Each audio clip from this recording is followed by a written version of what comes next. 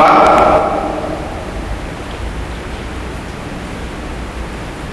orang bersembahyang sendirian ataupun seorang diri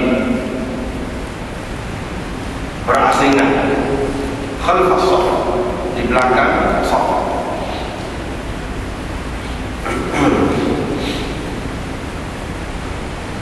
Dengan sanad yang Imam Abu Dawud meriwayatkan daripada Wabisah bahwa Rasulullah sallallahu alaihi wasallam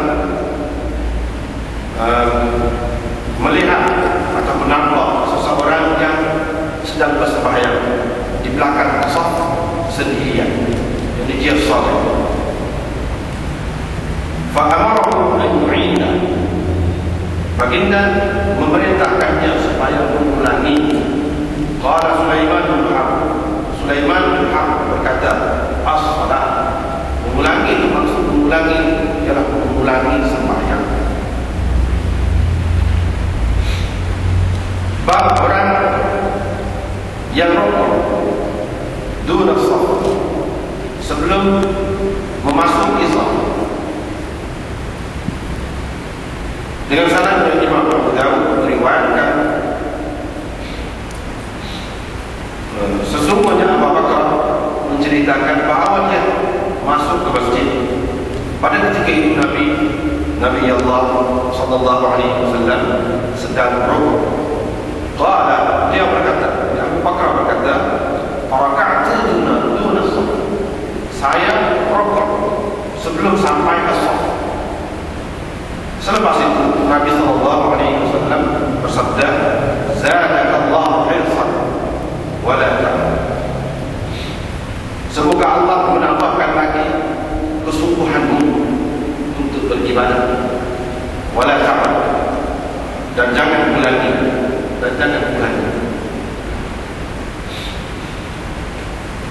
Ataupun tetapi jangan diulangi. Dengan sanad yang Abu Dawud meriwayatkan bahwa sesungguhnya Abu Bakar datang ketika Rasulullah SAW sedang rukuk. Dia terus rukuk sebelum sampai kepada shaf. Kemudian berjalan kepada shaf. Apabila Nabi SAW selesai bersembahyang, qala, baginda bertanya, siapakah di antara kamu yang telah rukuk sebelum sampai ke shaf kemudian berjalan ke shaf? Abu Bakar menjawab, saya. Nabi SAW terus bersabda, "Zadakallahu hirsan wa la ta'ud." Semoga Allah menambahkan kesungguhan kepadamu, jadi kesungguhan untuk beribadah kepadamu, wa la ta'ud, tetapi jangan diulangi. Jangan ulang, jangan buat lagi. Bahwa yastur musalli, ini bab sesuatu yang boleh menjadi sutra, penghadap kepada orang yang bersembahyang. Dengan sanadnya Imam Abu Dawud meriwayatkan daripada Talha bin Ubaidillah, dia berkata, Rasulullah SAW bersabda, jika kamu meletakkan di hadapanmu sesuatu seperti ataupun kadar, tempat menyandar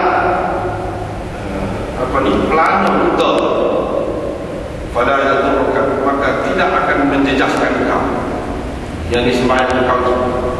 Man marra baina yadayhi, orang yang lalu di hadapan tidak menjejaskan engkau yang disembahyang engkau.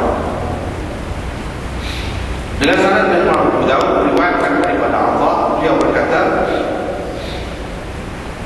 akhiratullah, bahagian tempat menyandar daripada pelana unta, tempat duduk di atas unta itu, dirar, tingginya pada sehasta, fama kamu ke atas, tempat menyandar.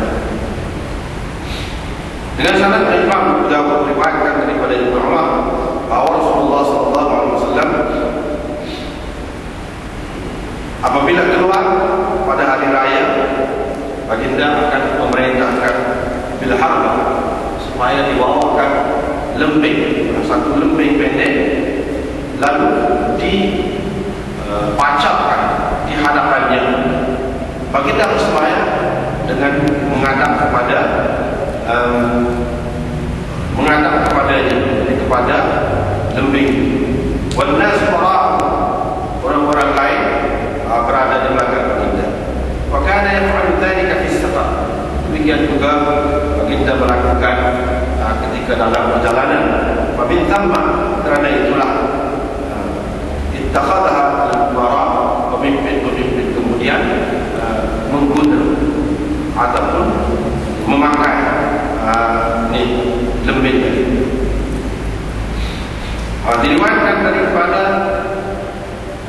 Amr bin Abi Juhaifah, daripada ayahnya Abi Juhaifah, bahawa Nabi SAW pernah mengimami mereka di Badha, pernah menjadi imam kepada mereka di Badha. Di hadapan baginda ada anazah, lembing kecil. Baginda telah mengimami mereka bersembahyang zuhur 2 rakaat dan asar 2 rakaat. Yamutu khalfal anazah, di sebelah atas daripada lembing yang dipacak itu lalu orang perempuan dan imam. Bahawa kita lam yajid asar, ini bab garisan. Kalau seseorang itu tidak mempunyai tongkat, tidak mendapati atau mempunyai tongkat, dengan sarannya Imam Abu Dawud meriwayatkan daripada Abi Hurairah bahawa Rasulullah SAW bersabda, apabila bersembahyang seseorang daripada kamu, maka hendaklah diletakkan di sebelah hadapannya sesuatu.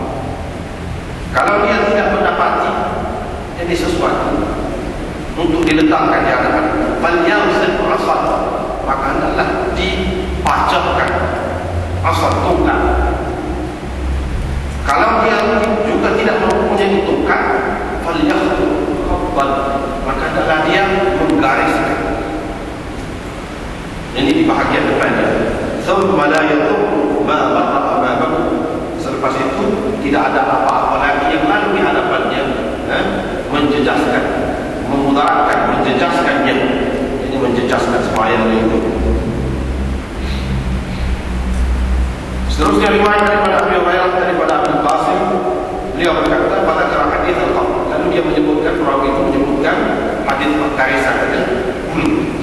Qala Sufyan berkata, kami tidak mendapati sesuatu hadis, ini hadis lain yang dapat kami kuatkan dengan dia hadis ini.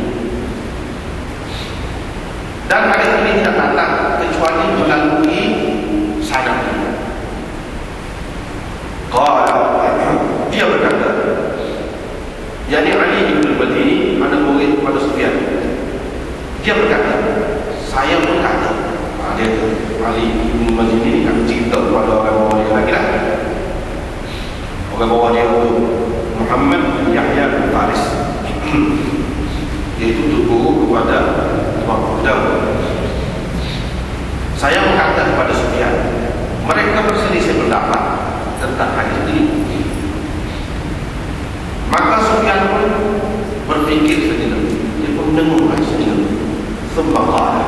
Kemudian dia berkata, saya tidak ada hafal, saya tidak ada ingat kecuali Abu Muhammad bin Amr, jadi perawi yang mengumpulkan hadis ini. Jadi Sufyan ambil daripada Ismail bin Umayyah ambil daripada Abi Muhammad bin Amr. Saya tak ada ingat oleh